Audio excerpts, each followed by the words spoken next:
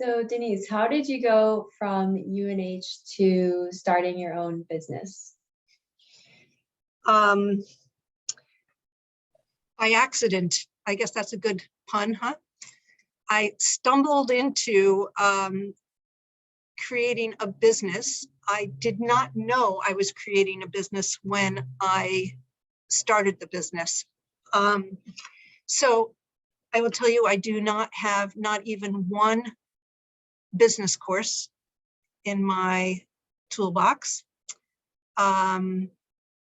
So basically, I was a biochemistry major and I worked in the lab for 10 years. I was in an academic lab at Beth Israel Hospital doing fibronectin research. So basically protein biochemistry. Did it for 10 years. For the most part, really enjoyed it. It was really fun working in the Longwood medical area. It was just a lot of young people. I made a lot of friends. I had really fun 20s. I used to ride my bike from North Cambridge to Longwood Medical Center. So I was one of those crazy, maybe stupid bikers, trying to make sure I'm not getting hit by some parked car that opens their door as I bike by. And I would go after work in the good weather.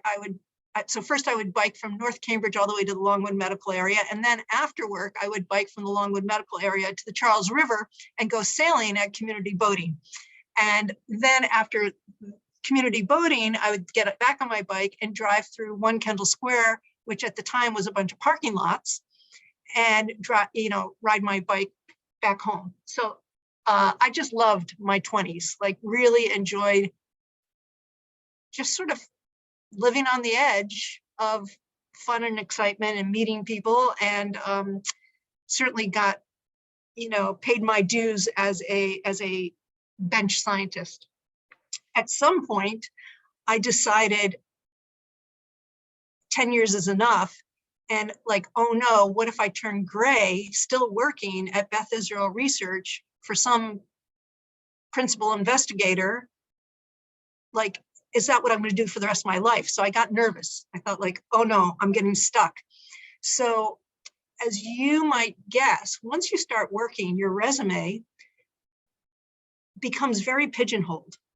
Like after being 10 years at the lab bench with a bachelor's in biochemistry, any new employer, all they were going to see is, oh, this girl can do science. She's a lab tech. But what that resume doesn't really say is, what other things might I do?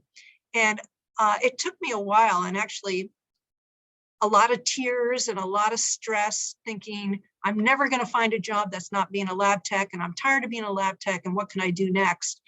And I ended up, these were the days before cell phones and LinkedIn. I mean, whatever. What it meant was cutting out little, I'd sit with the Sunday Globe and you cut out these little ads, like these job hunting ads.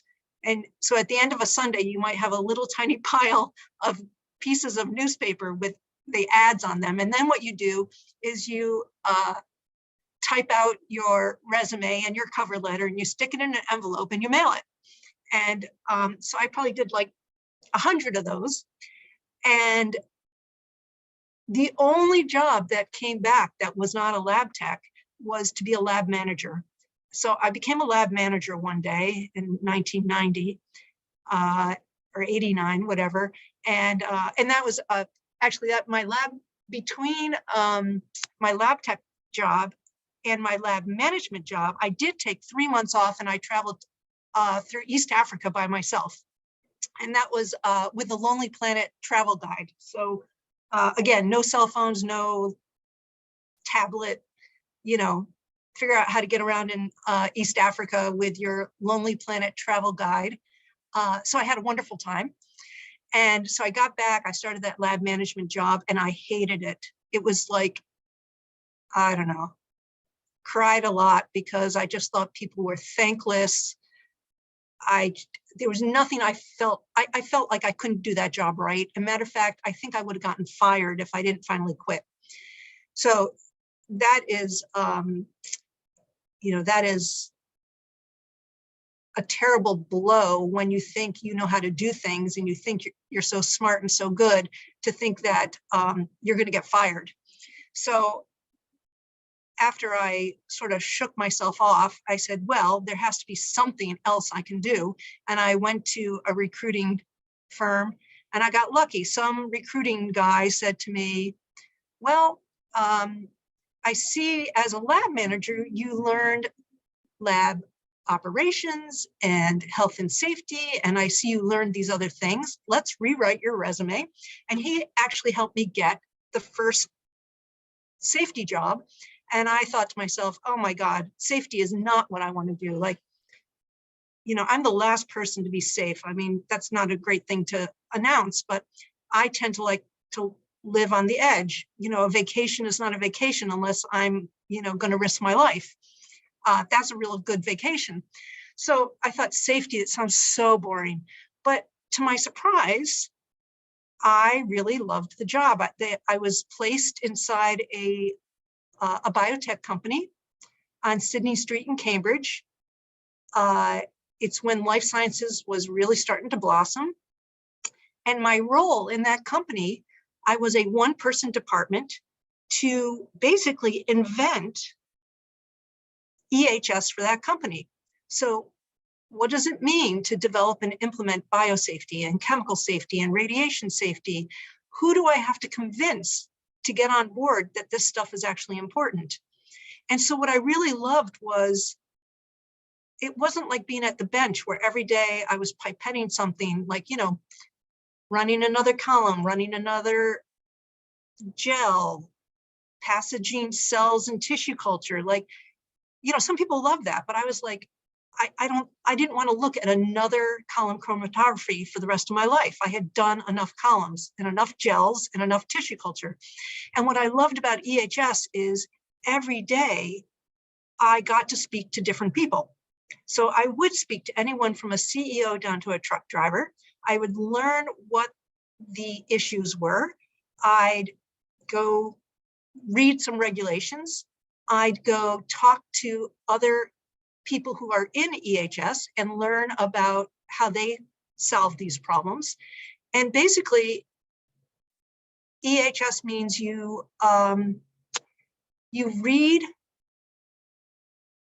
about successful programs, you read about regulations, you then have to really understand the employees at that company and what they struggle with and what they're trying to accomplish, and how you can help them not only be safe themselves, but protect those around them. So as you can imagine, you don't want to run a radiation program where you're allowed to work with P32 on any bench. You probably want to work with P32 in a way that your friends and colleagues at that company aren't scared of you. So I loved EHS because I had to use every part of my ability to make the day a success. So sometimes that meant a training session with one person. Sometimes it meant an annual training for the whole company of 100 people, which I was very nervous about. Sometimes it meant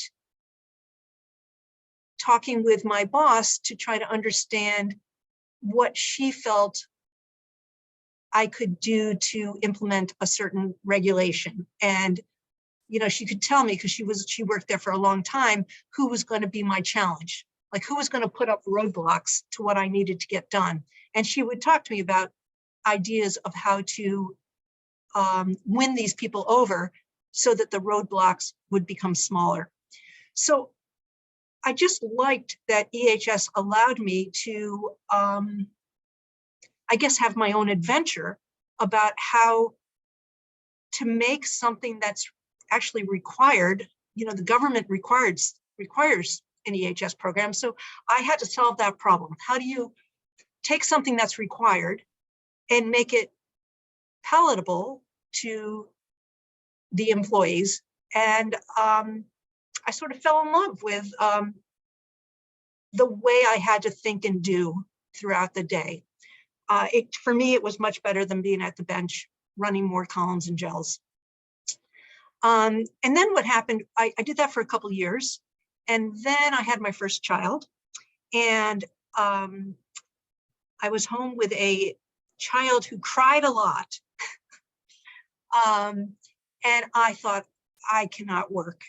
I mean, I cannot be home full time. I just knew that my balance meant working part-time and being home. And my company that I was taking maternity leave from said I could only come back full time.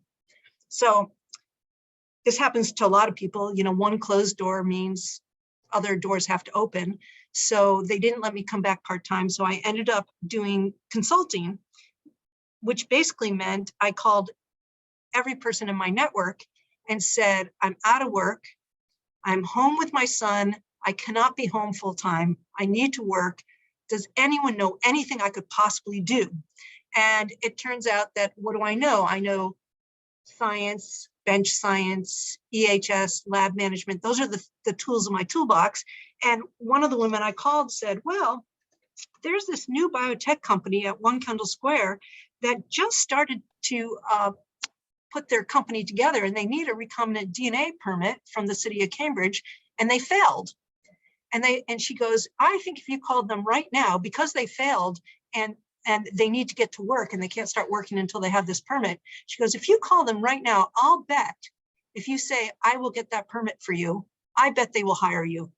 And sure enough, I called them, and my first job as safety partners was being a consultant at 5 hours a week for this little company called Mitotics. And it just happened to be the right time, the right place. Biotech was starting to get really, really busy in this one building where this little company was. You know, another company would open up every couple months. And every company that opened up in 1 Kendall Square would say to Mitotics, how did you get that permit? Or, you know, how do you do your biosafety program? And the answer always was, well, this woman, Denise, she knows how to do it. And so I started getting phone calls constantly. And so by the time my second child was born, I was turning down work because I couldn't do it all. And that's when I realized I have a business here. And I incorporated and hired people and streamlined procedures, and, you know, made a business. Like every step of the business was a new adventure for me. How do I incorporate? How do I get health insurance? How do I write contracts? What's an employee handbook? You know, all these things. Like businesses, like anything else, it has, you know, 100 baby steps to make a business.